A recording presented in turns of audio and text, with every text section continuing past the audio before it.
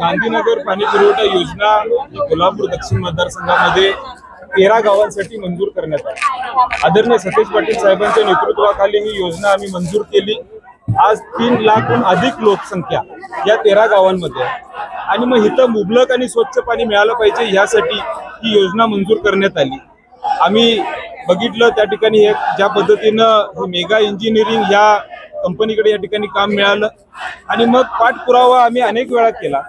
27 महिन्याची मुदत या मेगा इंजिनिअरिंग कंपनीला दिली होती। आज 4 वर्ष पूर्ण होत आलेले आहेत, तरी देखील काम 20% वर देखील त्या ठिकाणी पूर्ण नाही। अशा पद्धतीची परिस्थिती आम्हा सगळ्यांना दिसते। 8 दिवसापूर्वी आदरणीय सतेज पाटील साहेबांच्या मार्गदर्शनाखाली आम्ही कनेरी जिथं फिल्ट्रेशन प्लांट ह्या योजनेचा आहे तिथं भेट देण्याचा निर्णय घेतला। या एका वर्षामध्ये कुठलीही बैठक आज विद्यमान आमदार असतील किंवा प्रशासन असेल किंवा आज या सरकारमध्ये या ठिकाणी कोणी घेण्यात आलेली नाही। आणि मग सर्व आमचे जे प्रमुख आहेत या 13 गावातील सर्व सरपंच असतील, जिल्हा परिषदचे सदस्य असतील आणि या सगळ्यांच्या माध्यमातून आम्हाला या ठिकाणी सांगण्यात आलं, साहेब वर्षभरात कुठेही बैठक आम्हाला त्या ठिकाणी दिसलेली नाही। आम्हाला अनेक वेळा या सगळ्या गोष्टीला सामोरं जावं लागते। या कंपनीचं जेव्हा डिस्ट्रीब्युशनचं काम असते, पाईपलाईन टाकण्याचं काम असते, रस्ता उकरला जातो पण वर्षभर त्या ठिकाणी त्याची दुरुस्ती होत नाही। आणि मग आज ह्या पाण्याची योजना ही नक्की किती वर्ष चालवणार आहेत ही शंका आमच्या मनामध्ये। मेगा इंजिनिअरिंग जी हैदराबादची कंपनी आहे, ज्या कंपनीने ह्या सरकारला हजारो कोटीचे बॉन्ड दिले, कदाचित त्यांना त्या हजारो कोटी समोर आमच्या माता भगिनींचं दुःख दिसत नसेल। आज 343 कोटीची कदाचित त्यांना कमी वाटत असते आणि मग आमच्या माता भगिनींना त्रास, हा जीवा मरण्याचा प्रश्न आहे पाण्याचा, हा त्रास होणारा हा त्या ठिकाणी आम्हाला देखील या ठिकाणी सहन होणार नाही। त्या दिवशी आम्ही जी बैठक घेतली तिथं बघितलं की ज्या पद्धतीनं जुनी योजना देखील जी चालू आहे ती देखील MGP प्रशासन चांगल्या पद्धतीने चालवत नाही। 3 महिने जवळजवळ गटरीचं पाणी आज त्या ठिकाणी लोकांना द्यावं लागेल अशा पद्धतीचं त्यांनी त्या ठिकाणी नियोजन केले का काय असं आम्हाला शंका मनामध्ये आली। कारण गढूळ पाणी लोकांना मिळत होतं आणि मग नक्की प्रशासन हे मेगा इंजिनिअरिंगला आदेश देतं का मेगा इंजिनिअरिंग ज्यांनी हजारो कोटीचे इलेक्ट्रॉल बॉन्ड हे आज सरकारला दिलेले आहेत ते नक्की प्रशासनाला चालवतं हे आम्हाला शंका मनामध्ये।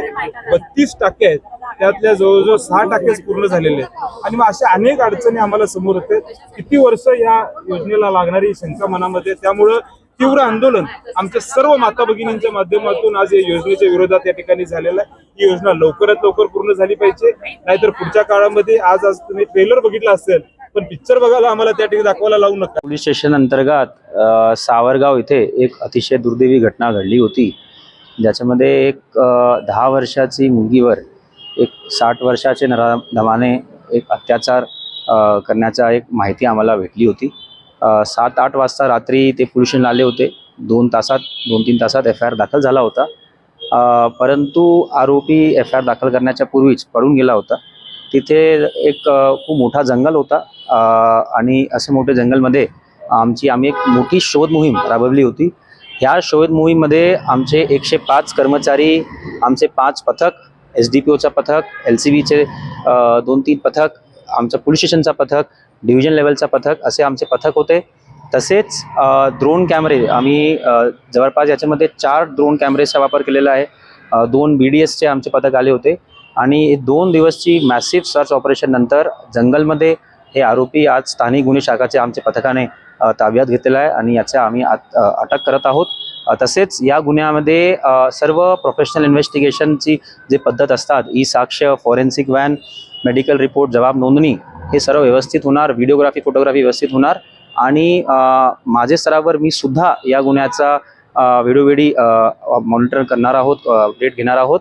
आमचं अशी आम्ही एक टाईमलाईन ठेवली आहे की 30 दिवसात आम्ही याची चार्जशीट कोर्टामध्ये पाठवणार आहोत, जेणेकरून हे नराधमाला कोर्टामार्फत कठोरचे कठोर शिक्षा होईल आणि एक समाजामध्ये चांगला मेसेज जाईल।